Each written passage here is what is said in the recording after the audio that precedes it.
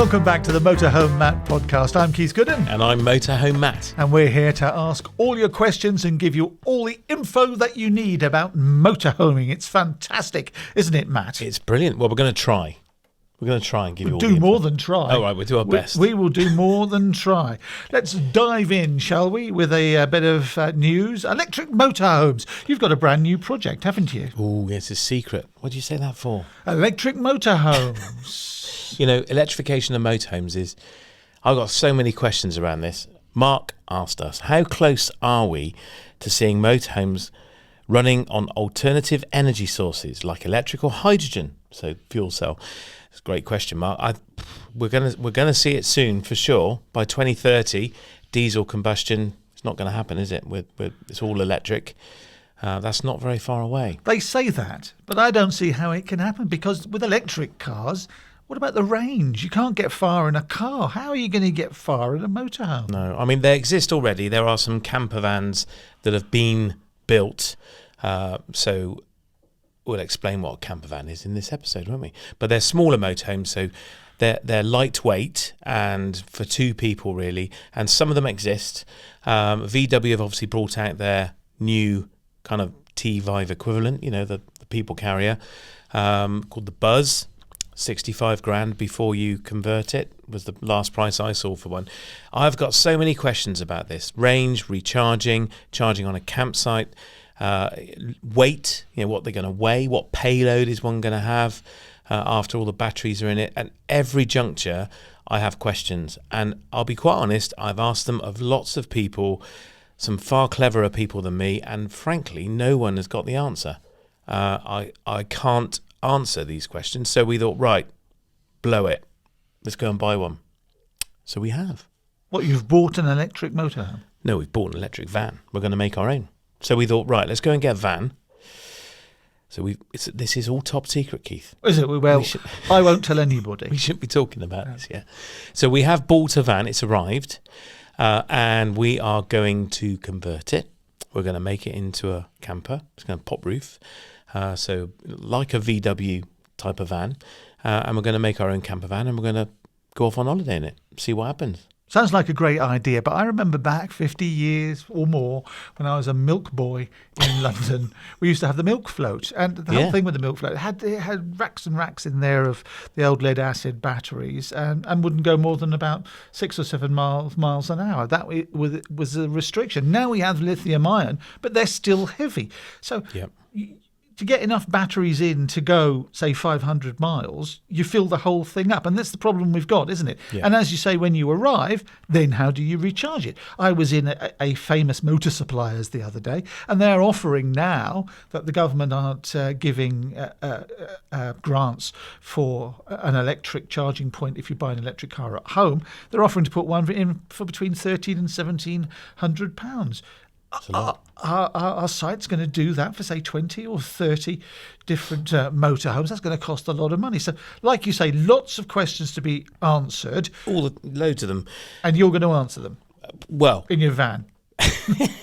We're going to go off in our own electric camper van, and we're probably going to find loads more questions and get stuck. I don't know, we might not. But, I mean, you mentioned the good point about the campsites. Yeah, there's the cost, but there's also about the power.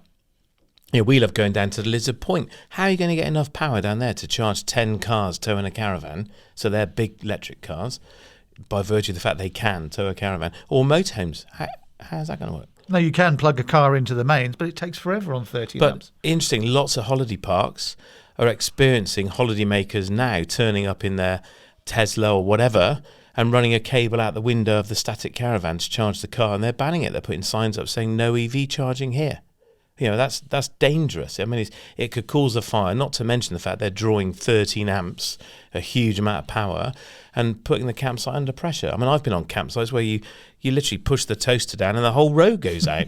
You know, how am I going to charge a car? And there is the thing with people who own electric cars, and don't write to me, but there is the thing about where you can go to get free charging, and there's all sorts of little WhatsApp groups and Facebook groups with people trying to get free charging. The plain fact of the matter is, electricity costs money. Now, you might be saving on petrol and diesel, but you can't expect to plug in for nothing. Is running an electric car cheaper than running a petrol one?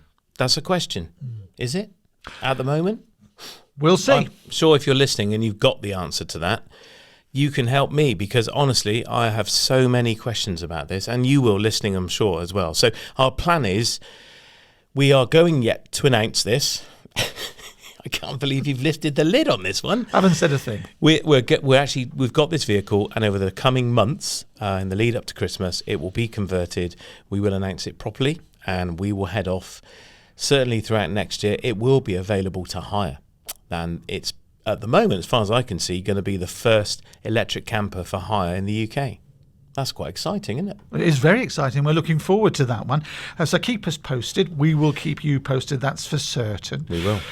So that's Matt's brand new project, his electric camper van. Let's talk about the big show at the NEC. It's your last chance now to get tickets. Go onto the NEC website. Don't contact us. That website is, Matt? mcshow.co.uk. mcshow.co.uk. When you go to book your tickets, there'll be a little box that says discount code. Put in EX1. EX1. There you are. You get a few pounds off. What do you put in? EX1. You always make this sound really difficult. Just EX1. It's not difficult, but I know, I go to the kitchen, I forget while I'm there. What am I doing here? Where am I? What's going on? Okay, the main part of our podcast today, we're talking about different types of motorhomes, just to clarify things for beginners and people who aren't such beginners. Campervan, coach build, A-class, B-class, motorhomes, RVs, it's all so complicated, and once you start getting into abbreviations like RV, then the anoraks are involved, aren't they? So let's start with campervan, shall we? Maddie wrote these notes, that's why. So my thought was, we've had lots of questions about the difference between a campervan, a motor caravan, a motorhome. What's the difference? What defines one from the other? And people, of course, are going to these various motorhome caravan shows right now, and as you mentioned, the big one at the NEC coming up very, very soon. And I thought it would be helpful if we just kind of unpacked what the differences were and what the words meant. So when people are talking to a dealer, they don't just assume and get the wrong answer. So motorhoming kind of started in the early 1900s, when the first one was literally a house on wheels, and it was referred to as a house car. It's a brilliant name. Funnily enough, it didn't stick, and it soon became known as a motorhome. And this was a great big seat, 10 people, and accommodate them all as well. It was massive. And then, of course, things have evolved, and the bay window camper van in the 50s came around, and that became the definitive camper van. And we all know what one of those is. And then things have evolved, and they've got bigger and more features and so on. So the fundamental difference, I think, between a camper van and a motorhome is a camper van is normally a van, a metal-bodied van, which still has the metal body and the sliding door and perhaps the double back doors or a tailgate. And it might have a porta potty, but it probably doesn't have a toilet. It probably doesn't have a shower. So it might have fresh water on it for a sink, but it doesn't have all those home comforts. And in my view, that's a camper van. That's what I call a camper van. So your electric camper van that you're building will basically be like that. Stop talking about it. It won't have, the secret project won't have a shower and a toilet in it, but you might have a sink in there. And we might put a porta potty in it. So that is a little box that basically with a lid, and you sit on it and go to the loo, and then you carry it away and empty it. Right. So it's portable. So that's a camper van. That would be, in my view, a camper van. Now, over time, camper vans have become better equipped. They have had bathrooms fitted. They've got bigger. The Fiat Ducato became a very popular van to convert. The Mercedes Sprinter, Ford Transit vans as well. And they have more room in them. You can stand up in them, and you can build a bathroom, and you can put a toilet in them and so on, and a shower. And so they've kind of morphed into this motorhome world. And that's where it becomes a bit grey. Is it a camper van or is it a motorhome? A motorhome in its pure sense, I think, is where the donor vehicle is the cab, so the driver and passenger seat and the metal bit you sit in to drive, and a ladder chassis. And then a motorhome converter will build a box on the back and put in all the home comfort, so toilet, shower, kitchen, bedrooms and so on, and sitting area. And that is a traditional motorhome. There's this crossover area So one of the classics, one of the benchmarks in the UK is the Adria Twin. And it's a van conversion, and I think that is what they are referred to as van conversions, where you get a metal van, it's a sliding door, double back doors, but it's got a bathroom, toilet, sitting areas, all the mod cons of a motorhome, but it's in a van. And in the trade, there we refer to them as van conversions. So it's kind of a step up, if I dare say that, from a camper van into a van conversion, and then you go into a motorhome. I'm with you. And what's coach built then? So coach built is where a motorhome manufacturer builds the body on the back. That's referred to as coach building. And that's an old-fashioned term. And it's the construction of the floor, the walls and the roof on the back that houses the living area. I've got you. Now we're into A class and B class. So what does that mean? Yeah, so these hail from the American market. And, of course, all these vehicles in America, this is where the Americans, I think, have one over us. They refer to all of them, so caravans, and they have something called a fifth wheel as well, which is a huge caravan like an Arctic trailer, and it pivots on a hitch point like an Arctic trailer has rather than a tow bar. They call all of them recreational vehicles or RVs. So the Meet the Fockers, remember that RV? Love those films. Love Great those. film. Very funny. Huge, great bus type things. That's an A-class motorhome or RV. Now, the Americans, as I say, call them RVs. They are all RVs over here. We haven't got an overriding term, I don't think, for them in the UK or even in Europe. We refer to them as leisure vehicles, which is just a bit rubbish. But RV just means recreational vehicle. It's a recreational vehicle. Yeah. And, I don't mind adopting that term, which will cover off campervans, caravans, motorhomes, van, all of them. But it's a very American term. So as a result, there's resistance to use it over here, I think. So you got this A class then. So, yeah. So that one, as you say, is like in Meet the Fockers then, is it? That's right. It looks like a bus. A huge one. It doesn't have to be huge at all. It could be small, but it looks like a bus. It has a new windscreen. So when it's built on, the cab, if you can imagine this, the cab is removed. There is no cab. It's literally the driver and passenger seat, the dashboard, the engine, and the ladder chassis, and that's it. And often there's no seats. And you see them when you go to a motorhome factory. I've seen them where they actually bolt them together back to back. So you've got a push me, pull you. It's brilliant. And they drive them around at both ends. It's great. Why not? And then they extend the chassis with their own. There's a company called Alco who will build the chassis extensions, which are very, very strong and reinforced. And then that can take a much bigger, heavier motorhome. And that's why they do it that way. And what's a B class then? So B class is a step down in terms of the build. So the original cab is there, and it includes the overcab bed. So you might refer to it as a Luton van, if you've ever moved house and hired one of those. Yep, no, that's so you've got a bit of the storage area which stretches above the cab. That's right. So it's above the driver's head. We call that the overcab bed. Yeah. So it's like a big box bit, and people call it the Luton bit. Yeah, a lot of heavy goods vehicles have that as the bed for drivers. Yes, as that's well. right. Yeah. Now in a B class, this is an American term that we've adopted, where you have a bed up there. And then there's a C class where there's no bed up there; it's just storage. It's just there for effect or more space, and it's maybe slightly smaller. And then you drop down to, there's various types then of coach built. There's low profile and semi-integrated. So these are basically where there's no bed above the driver. Low profile is just a roof out over the driver's head. Semi-integrated is where the roof may bow up, and there's a bed in that roof, but halfway back that comes down. So you get this lump halfway down.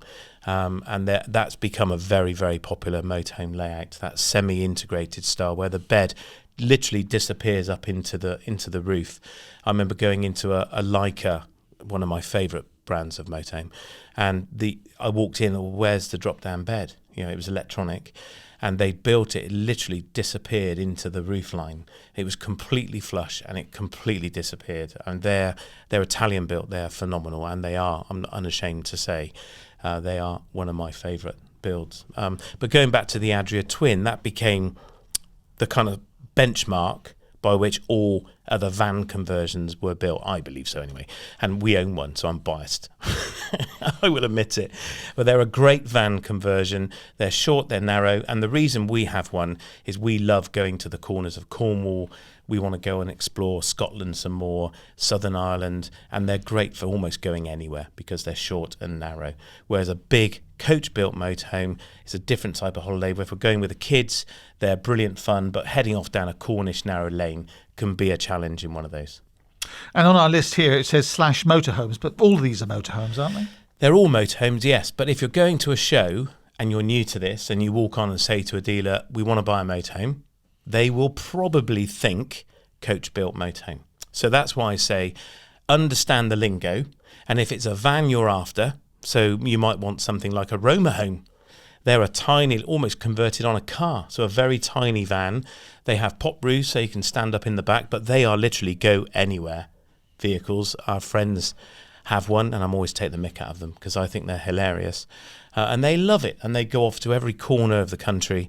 And if that's what you want, that's a motorhome, but you need to be clear to the dealer the type of vehicle that you want. So if it's a van with a sliding door, then go on and say, we want a van conversion, and the dealer will immediately tune in and point you in the right direction. Same if you go to a dealership.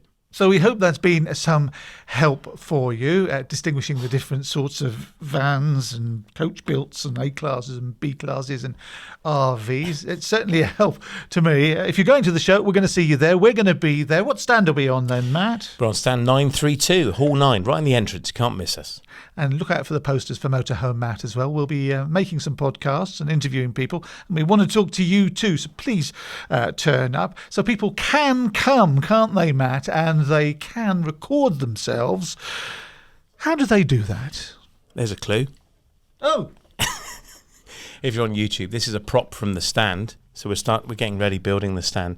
So we're going to have a little pod where you can ask us your questions. So you can fill in a form, pop it in the pod, or we would love it if there's going to be a little microphone there and you can just press the button and record your question. And if it's sensible and clean, then we promise we'll include it in the podcast. And if it's not clean, well, we'll post it somewhere else and put your name on it and you'll be famous. Yeah. So otherwise, if you're not going to the show, you can ask the questions on our website. Just go to motorhomematt.co.uk/ask Matt. You can record your question there or fill out a form and submit it. You could become a meme. A what? A meme. A meme? That's what those little things, those little films that people put on, isn't it? A meme. Is it? Yeah. I don't know. Yeah. Okay, then. What is he on about? I'm interrupting the podcast to announce our final winner of a free pair of tickets for the NEC Motorhome and Caravan Show coming up in October. Congratulations, Lisa. We're delighted to give you a pair of tickets and thank you for sharing with us your story, which has made us chuckle. Thank you, in fact, to everyone who's entered and shared their story. Your stories have made us laugh. Some have made us cry. They've certainly kept us amused. In fact, we intend to use some of them in some future podcast episodes. So stay tuned for that. Meanwhile, this is Lisa's story. My daughter and I hired a motorhome for Christmas 2020. I'd never driven one before, and where we were staying had torrential rain and flooded. The campervan was rocked back and forth like being on a boat.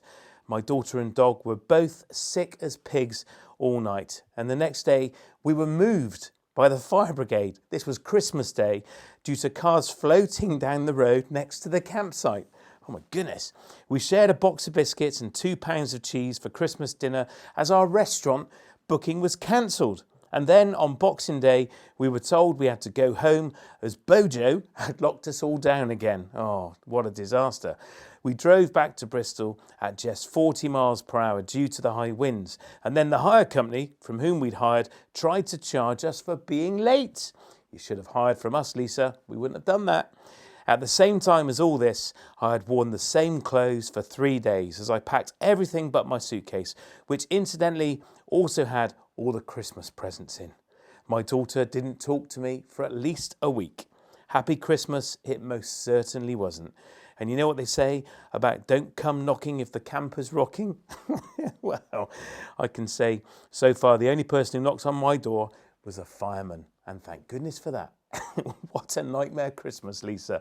I'm sure it was memorable and it certainly made us, well, didn't really make us laugh, more out of sympathy for a Christmas that sounded like you didn't have the best time. But anyway, well done. Thank you for sharing it. We're going to have a natter with Matter, a chat with Matt right now. We've got your questions. I really look forward to it. Can I get a bell? Every time you make a dad joke like that, we can ring it. A chat with Matt. Stephen has written to us and he said, are you doing any fans meet and greet, win signed photographs, a calendar, or goodie bags? Oh dear, a calendar? Like in Calendar Girls. Oh no, yes. really? Yeah. I'm going to need a bigger sign. Or a magnifying glass. We could do a calendar, a nudie motorhome calendar. No. Yeah. He's gone nude again. No. What? You keep doing this? No, don't you? Stop it, honestly. Okay. Me bending over the cooker? No. I've actually got a little bit of sick in my mouth. Yeah. The answer to your question, Stephen, is no. Poor Stephen. He's never going to contact us again. Alan, however, writes, hi, Matt. Hang on. And we are going to do a meet and greet. You can come on the stand and meet us. Stephen, we are going to do a meet and greet, and you come on the stand and meet us. And what else are we going to have there? We got some goodie bags. Oh, fantastic. What's going to be in those goodie bags? That's a surprise, but we've got sweeties. Lovely. Well, there you go, Stephen. There's the answer to your question. Alan has written in. He says, hi, Matt. I'm thinking about changing from a campervan to a larger motorhome. I'm being put off by tales of dampness because of the build a shell on a flatbed instead of a van build one. Yep. What are your thoughts on this? Well, it's true. Yeah, vans. So van conversions, we know what they are now, don't we? They tend not to suffer very often from damp. So water ingress getting in because the body is sealed and solid. And the manufacturer takes it and cuts the holes for the windows. Maybe there's a pop roof, which has become an increasingly popular trend on van conversions. But those are the only holes in it, and they tend not to let water in. It's true, coach builts are prone much more so to damp. Newer ones are not made of wood. Or very often there's very little wood in them, and that's the problem where water will get in and then it soaks into the wood, permeates into it, and that's when the damage occurs. The ones that have no wood in them, the water gets in and just runs around and eventually comes out. So it's far less issues unless it comes into contact with your soft furnishing. So the big thing I would be doing is getting a damp check done on any motorhome before you buy it. Ask to see the service history. We bang this drum all the time, don't we? Ask to see any history of damp checks that have been done in the past, and get an engineer, if you're not sure, to go and check it for you. It will cost you £80 to get a damp check done. You can listen to our damp episode with Miles, and a company like his, or him indeed, they will check it for you for just £80. If there is damp and they repair it, they'll refund that money as well. So it's definitely worth getting a check done. Don't chance it. Lee's written in to say, what's the best way of keeping cool in a motorhome in Spain? Go swimming. Hey, or park in the shade. Yeah. Take the top off. No, stop. Don't start him off again. Common sense, Lee. Common sense, mate. Well, yeah. I mean, keeping the blinds down and keeping the motorhome in shade and keeping a window open and a roof light open to allow the heat to escape. You know that feeling when you open a roof light, you can feel the heat literally rush past your face. It's bizarre. And that's, heat rises, we know that. But when it happens in front of you, it's often quite odd to experience. So keep it cool. We sell in the shop at thatleisureshop.com a great little 12-volt and 240-volt air conditioning unit, or air cooling unit, I should say. You fill it with water. There are lots of them on the market. These particular ones are made by Total Cool. And you pour water in them. We suggest putting an ice pack in them, the little blue things you freeze. Pop one of those in as well, and it draws air through the cold water and blows it at you, and they are remarkably good. And they're, I think, £100 off in the shop at the moment.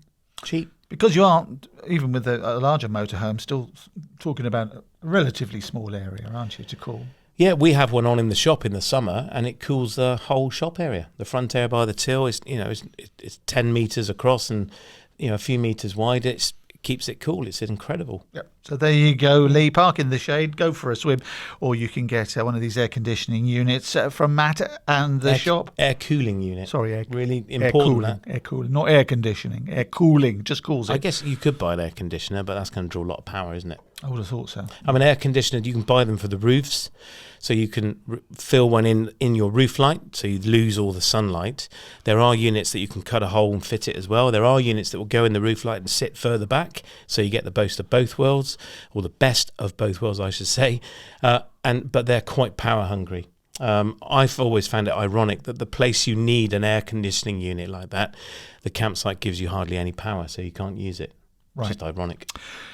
May's written in, what is the most popular pastime of all our motorhome buddies? She says hers is cycling. I don't want to know yours. I just asked the questions. What's your favourite pastime?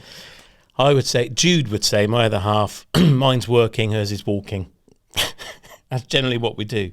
So we'll go and park on a cliff and she'll go off with the dog for a long walk and I'll say, I'll meet you in 4 hours at this pub. And then I'll work all day and then head down and meet down for a pint. There you go. Matt works. May, you cycle. I'm sure lots of people do lots of things. So, Cycling's great. yeah. Electric bikes are amazing. Board games, just relaxing. Yeah, do that. Reading. Red wine. Red wine. Yeah, we discussed that before. Yeah, we have all those things. What's yours? What do you do when you go away in your motorhome? Tell us. How do people tell us, by the way? Just head to the website. You can fill out a form or you can record it. Just go to motorhomematt.co.uk/Ask Matt. You can record it. That's absolutely right. We want to hear your voice and we want to know where you're from as well. So, you know, if it's like from Lee, if you're from Manchester, Lee from Manchester would be great. Just to give us an idea of who's listening and where you're listening. There's some bargains in the shop as well, isn't there, Matt? Plenty of bargains in the shop. We have a big sale on at the moment. It's fantastic. Some of the items are 70% off, end of season sale. So yeah, go to thatleisureshop.com and go and have a look. And if there's items not in the sale, we will give you £10 off when you spend $100. How's that? Just enter the discount code MOTORHOMEMATT. You're welcome. Almost free money. So Almost. let's tick that off. That's Lee, that's May, that's the discounts and all the rest of it. We're going to see you at the show. We've mentioned that already. One last mention for the discount on the tickets. Go onto the website for the show, not for Motorhome Matt. And that show website is mcshow.co.uk. Get on there now. The little box says discount code EX1 will get you some money off. EX1. How do people get in touch with us then, Matt? You can do so at the website motorhomematt.co.uk/Ask Matt. And don't forget, we're on YouTube too, where you can watch the podcast being filmed and see Keith in the flesh for yourself, fully clothed, thankfully.